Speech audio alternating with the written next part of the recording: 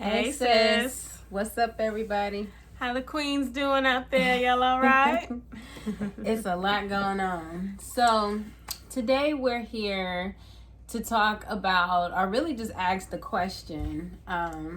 What's the question we asking?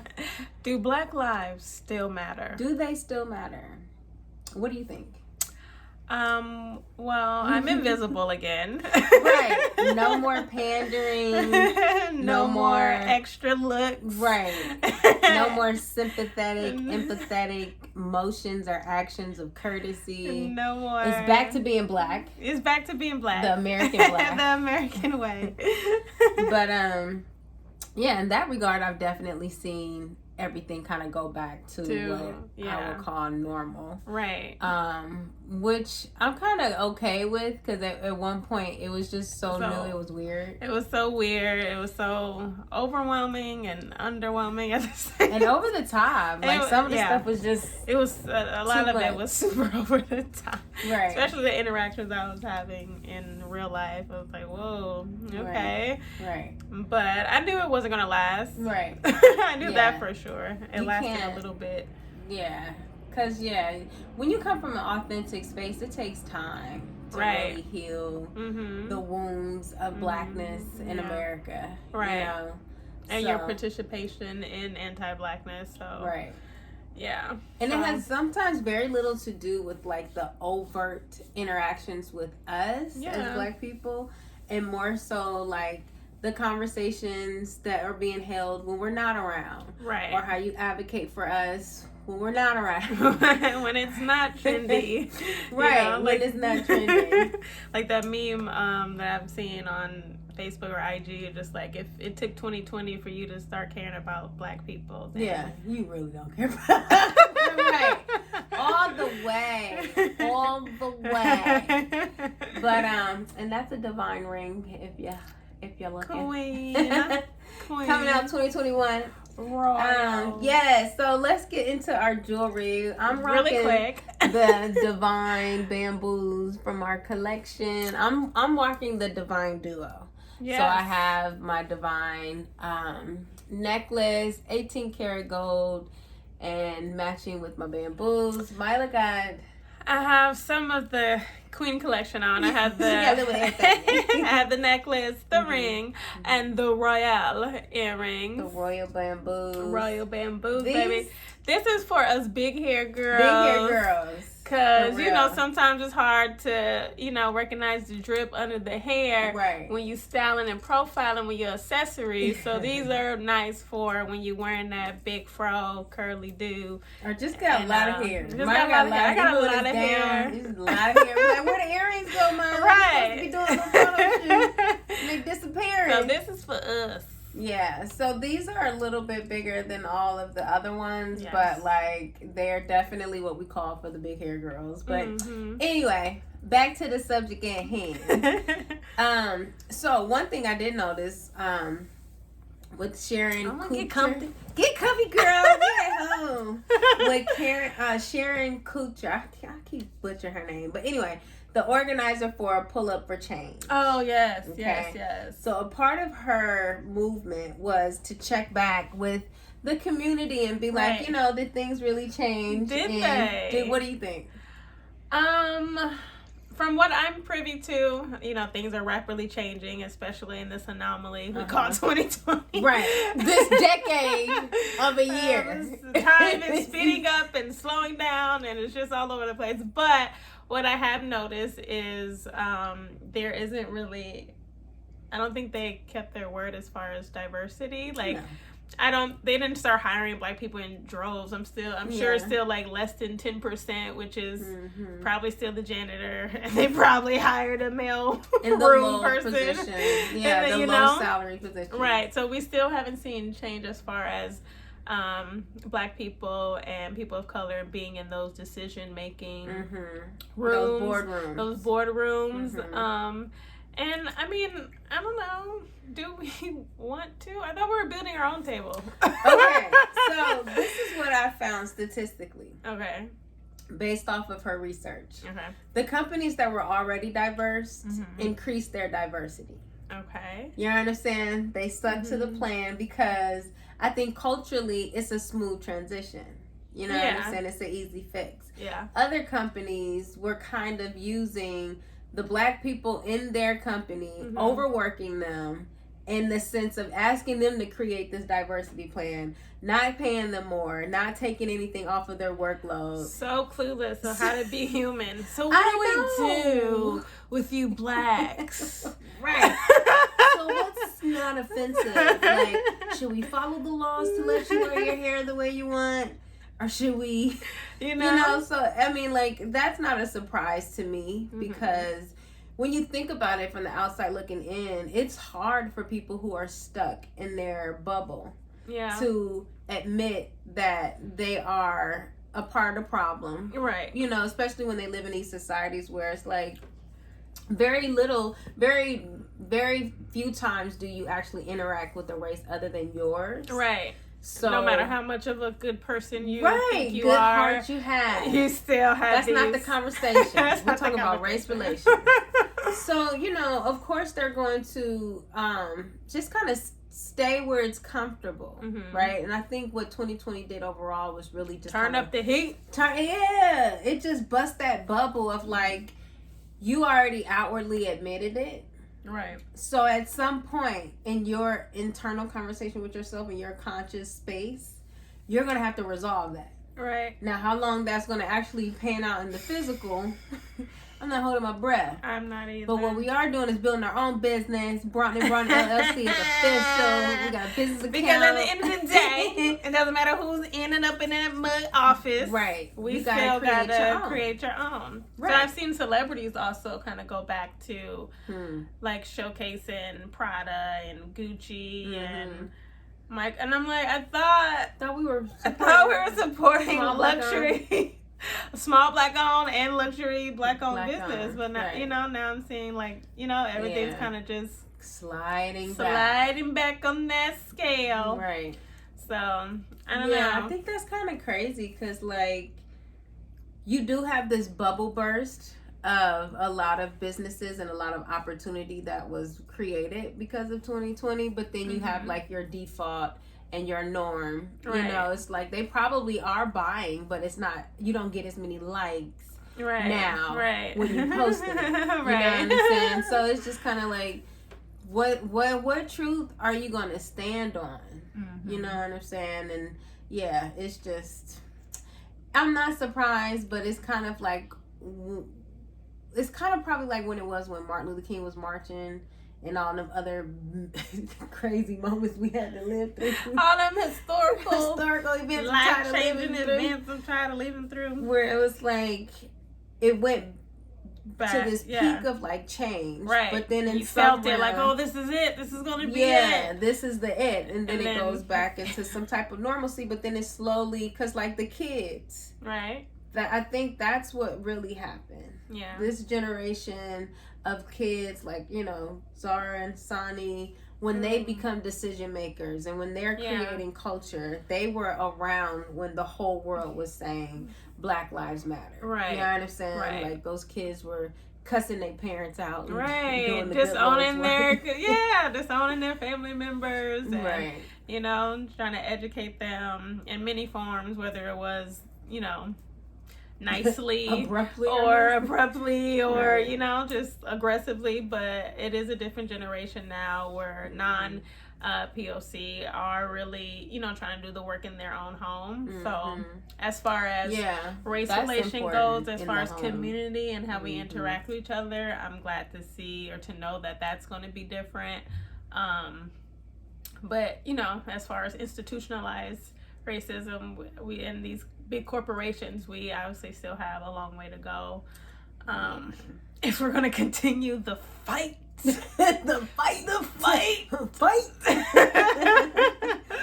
Mortal Kombat, fight. I don't want to fight no more. I mean, I don't know. Like, I feel like when you have, especially with this presidency, like this whole.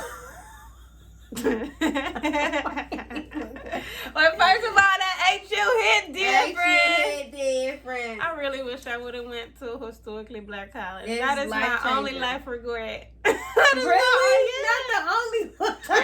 Oh, Lord. That's the only one. Man, that's the only one. Let me tell you, we can talk about that. If y'all want to hear about my college experience or why I think, man, baby. That's for another episode. Listen. But yeah, Okay. that's one of my life regrets. Well, Clark was on the list. I was like, I'm not going to Howard because my sister already went there, so I was gonna go to Clark or Spelman, but you know, life comes at you fast. Or you go at life fast. I came at life fast. I came at life fast. Life wasn't ready for me. Okay, whoa, okay. Married and pregnant, 18, for real. Yes, yeah.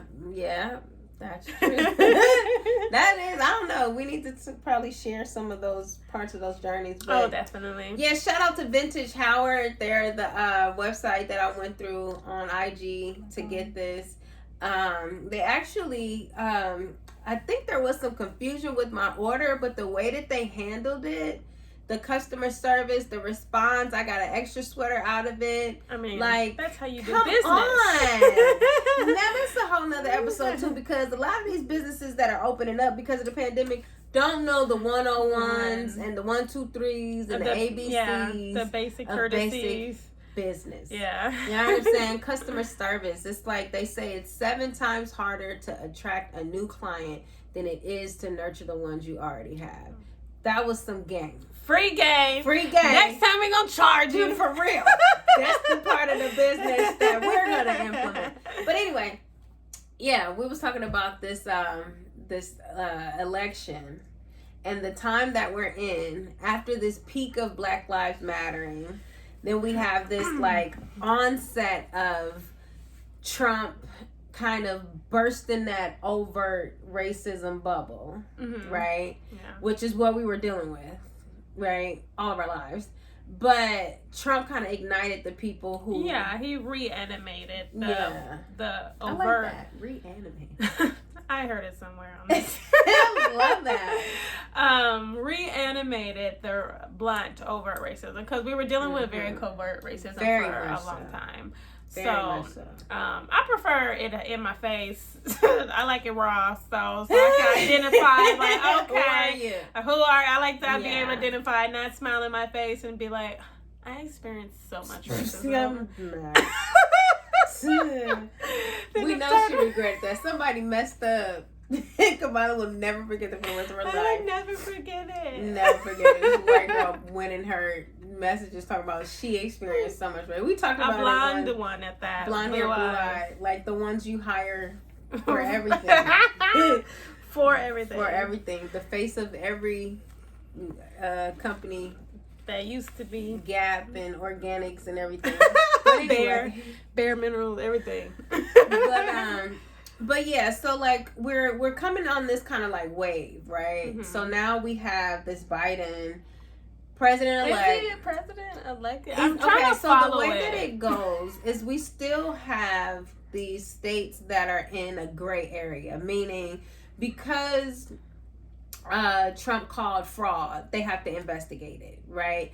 And it's in certain states, I think, that he called out are states that were already just kind of like in a gray area, that it was undecided of where they were swinging from, red or blue.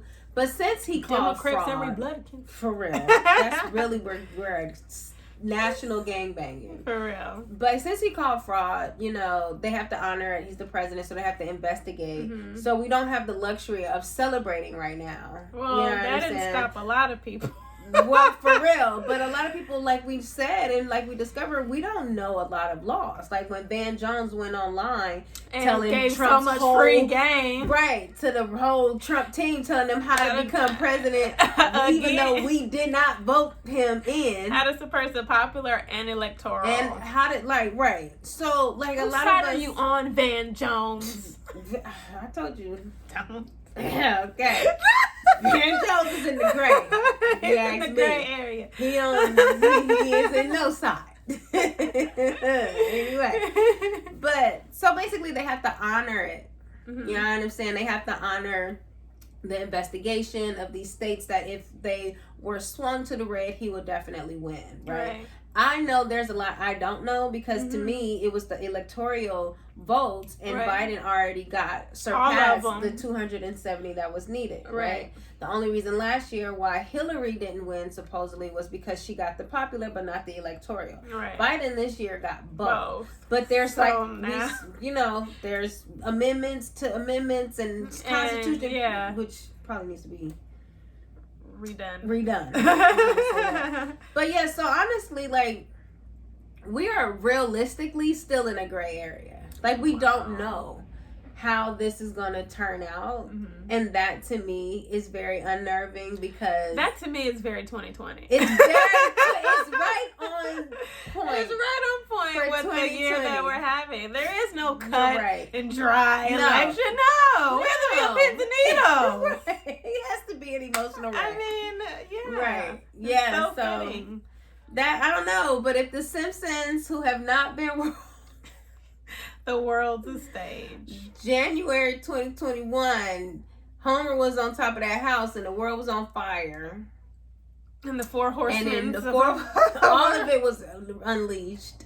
And before this even time frame, they already predicted that Trump would get 2 terms. So I'm just really building my business regardless because this point, it's time to get out of here. And when I say here, and sometimes I mean Earth, but Elon Musk already got that covered with Mars being populated and promoted. He want 1 million men, 1 million children, and 1 million women. I don't know what races he's going. I could take a guess. Right, because this planet is brown as hell. Right. This is humans, melanated peoples from South Africa to all the way to South Asia. Right. Like, yeah, you can't start in Africa and not get a melanated continent or world. But I don't know. Off planet. Yeah, that was our main question. Do Black Lives Matter? And how is this change of shakeable events, especially with this black woman that we have as vice president-elect and the uptick of recognizing black colleges and the contribution that the contribution that we've historically made in America, in an America that we have always been given 400-year pullback. You know, like, we're going against a race of people that have 400-year head start, and still we continue to be the first, and and before, when I tell people I went to Howard, it was like some people knew how dope it was. Other people thought I was saying Harvard. Like, you're mispronouncing it. No, I'm proud to say Howard. Okay? I'm not hard up for that Harvard. I'm not. For real. But now when I wear this, it's a understanding from people who I was invisible to. Crazy. Sure was a black as I am. It's the best thing I think a black person could do. My kids have no choice. My mixed kids got no choice. Yeah. Zara's going to Clark. Me and her going to Spelman together. Yeah, Spelman, I mean. Sonny going to Morehouse. They got no choice. None. That's the only place we gonna put our foot down. You can marry whoever you want. You can love whoever you want. You can major however you want. But it's gonna be at a black college. HBCU, baby. I don't care if your major is liberal arts. It's at liberal arts at HBCU. You can dance, major in just the trombone. No other instrument. At an HBCU. Hello. I'm not letting up on that one. That's real talk. But yeah, I don't know. Well, I don't know. I don't know. Well, we have to see who actually wins, I guess. Yeah. Because, as far as Biden and Kamala, they came out the gate allegedly asking to be held accountable. They came out the gate. We were like, we're going to hold you accountable. Mm-hmm. So they're going to have to really do some shaking and jiving. Listen. They're going to have to do some real shit because we're not letting up on them. You know what? Much. And that's the scary part because it's like trying to trust a cheater. Like, I don't trust. I'm. No. It's okay. I can trust that people want to make a change, but the system that we make changes in is so corrupt. And we've seen time and time again, like if you shoot too far off and try to do too much right, yeah. Your life is they'll take your life. So there's this kind of like these parameters that you still have to be in, and I don't know. We'll have to see. We'll have to see. Yeah, and I'm trying to like see without caring. Like I don't want the Trump people. I just don't want them to be emboldened with victory. You know what I'm saying? Yeah. I don't want to see them celebrate. Right. But like I don't know if I want. But they were really quiet, like because they lost. I know, but like around where we live, they were preparing for them to riot. They were boarding up the grocery stores and small business, everything, and like they just quietly went away. Well, I know they didn't do that one rally and that march, but as far as like people were like geared up for like riots, right? Whether they won or lost, yeah. I thought it was. I think they won, yeah, they were like geared up for riots. Yeah, like I think when you lose, or lost, I don't know. Kind of like, I mean, I've seen on social media people say if they win or they lose, they're preparing for riot, which is interesting. But like. And they had to take them down. Stupid. The day after. I remember going down the Pine and seeing Kingfish, which is like a real upscale restaurant with boarded windows. Like the day of the interview was weird. It was really weird. It was really weird. The day after it was like, it was still weird, but it was just like, you went through all that trouble. Nothing popped off. Yeah, I mean, I guess they were just, trying to better be safe than sorry mentality. Yeah, but that demographic, though, is not even like the rioting. Like, we rioted over police brutality. Like, they just like rioted. I think but their demographic is so small. Right. I think what they had wrong was, I don't think we live in a space where they're in their own pocket. Right. I think they didn't, like, people don't know. I think with this 53%, you know what I'm saying, when you walked into Vons. Oh, like, God, I don't know what kind of day that was. It just showed us like we're closer to our quote unquote. It was nothing but white women in there that day. When I went to Vons, I was like 1 in 5. 53% does have. That's 1 and 2. It was a lot of them. 1 and 3. Yeah, it was a lot of them that day. It was weird, and I was just like, okay. Yeah. But I think, like you said, like that specific, like the raging Trump supporter, like because there's still some that come off dignified and some kind of decorum. Which I think is the community we live in. So we were prepared for the rednecks, I guess. They were prepared for for the middle America. Yeah, like they acted as if we were living there. Yeah, they acted as if we were living. Yeah, but I guess like I said, Facebook I think showed more people that you're closer to closer to political enemies. Yeah. Than you could know. Yeah. And it takes these certain times where things abruptly burst for you to be like, oh, I was the black friend you were talking about. You know what I'm saying? Like we're only Facebook friends. We have never even know. But yeah, I think I don't know. I felt it for a second like Biden isn't gonna lose because too many eyes are on the presidency right now. Like, we used to blindly vote and let it go, but you have too many people tuned in to people that do know what's going on. Yeah, a lot of people are way more tuned in. I give 2020 that it allowed us to be way more tuned in a lot of different facets of life. So it is hard for them to, run, hide, whatever the case is. But, I mean, I still don't trust them. That was what I wanted to say. I'm not prepared for if Biden and Kamala, do win. I just get, it's just Jamila, just anyway. That's where it comes from. Anyway, if they do win and they still uphold legislation that harms us, how sneaky and covert is gonna have to be. Yeah, you know what I'm saying? Because that's just the MO. I'm really interested to see what they're gonna do in terms of police brutality because someone recently just said he's not changing qualified immunity. He's not changing any of that. He's going hard on vaccines. He's not changing qualified immunity, and he's not changing like lockdowns and stuff with COVID. Well, that's why I said fuck them both 2020. Right. This was I hard. voted for Kanye. And Ice Cube. And Ice Cube. And Riz. And the FOI, the Fruit of Islam, the Nation of Islam. I voted for Kasia. Whatever community y'all creating. For real. Let me in. Let me in.